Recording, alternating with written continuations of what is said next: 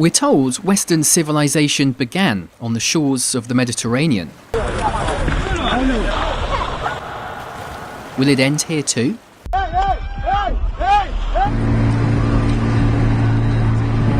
The peace and prosperity of the West, its values, its freedoms, make it a beacon for those searching for a better life.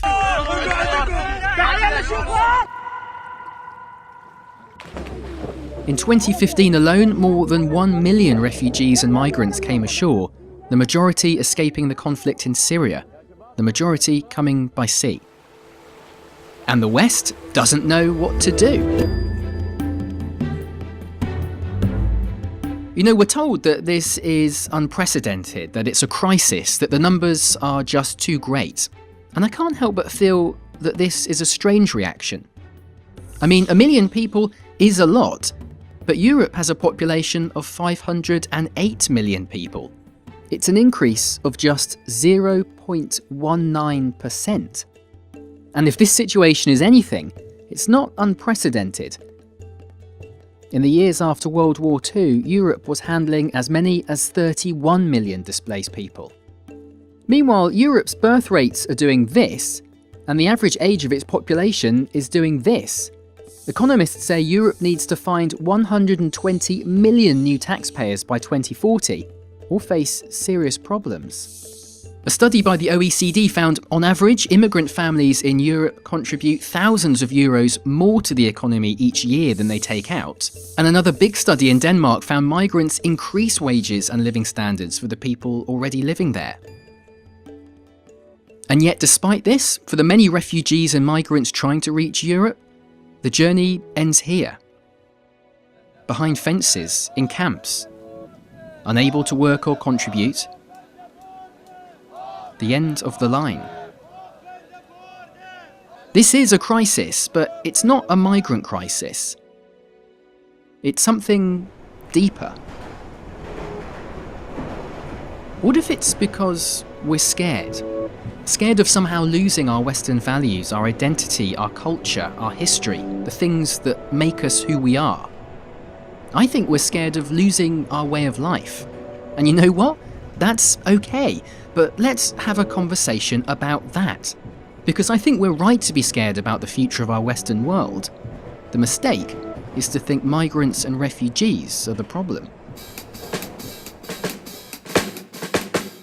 Now, it turns out defining what the West isn't that easy. I mean, what's it west of? But yes, we can say that it began on the shores of the Mediterranean, in ancient Greece, where ideas like democracy, philosophy, and our mythology first emerged. Throw in some Judeo-Christian influences, the rational and scientific ideas of the Enlightenment, a few important revolutions, a love of money, the free market, and consumerism. When you have a Labatt, you have an adventure. And you arrive at what we generally call Western civilization today. Well, that's the easy version anyway, and it misses out the fact that we wouldn't have any ancient Greek influences if Islamic scholars hadn't preserved them and shared them with us, or any maths or science for that matter. And it misses out the awkward point that Western culture is also responsible for some of the world's lowest moments. But despite all that, when the Berlin Wall came down in 1989, a set of Western values and institutions were enshrined.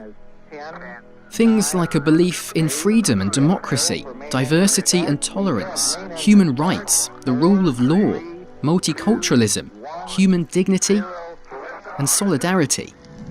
In the West, at least, everyone seemed to agree West is best, with the historian Francis Fukuyama famously declaring the end of history.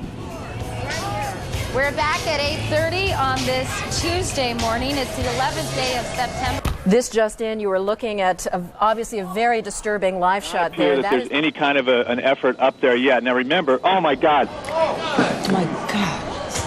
That looks like a second plane. Know that today your citizenship is under our feet, and that the Islamic State, our country, is here to stay, and one day invade your land. Just a quarter of a century after the end of history, and the future of the West has never looked so uncertain. So let's talk about the other migration that's going on. The numbers aren't as big, but it's just as important. It's a migration in the opposite direction. The for thousands of young people who are leaving the Western world to join Daesh. We don't know the exact numbers, but some estimates put it at around 10,000 people since 2014. And some say it's the biggest volunteer fighting force since the Second World War. And here's the thing, these are people who grew up in the West, surrounded by Western culture, Western institutions, Western freedoms.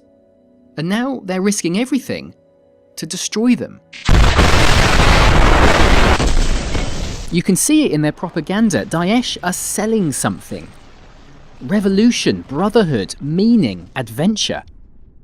A chance to change the world. Whatever you think of the people who join and fight for the Islamic State, research shows they're motivated by what experts call sacred values. Ideals that they're willing to make costly sacrifices for.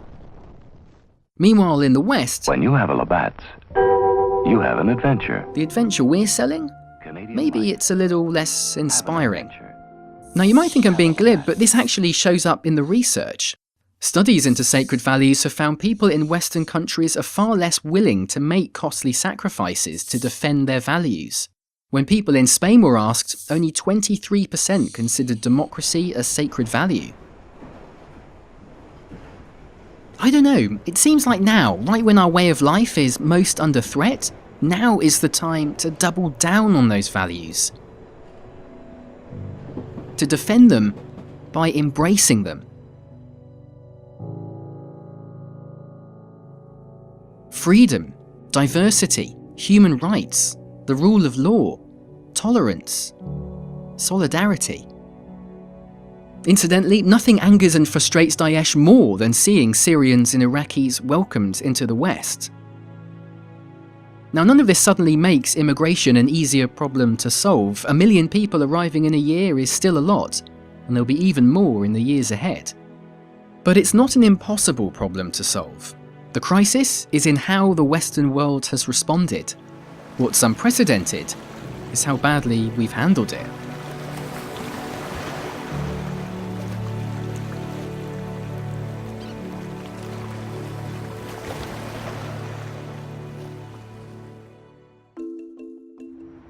So this video exists because Eva, who's one of my supporters on Patreon, wrote and invited me to Amsterdam recently to a workshop about Europe's response to the refugee migrant situation.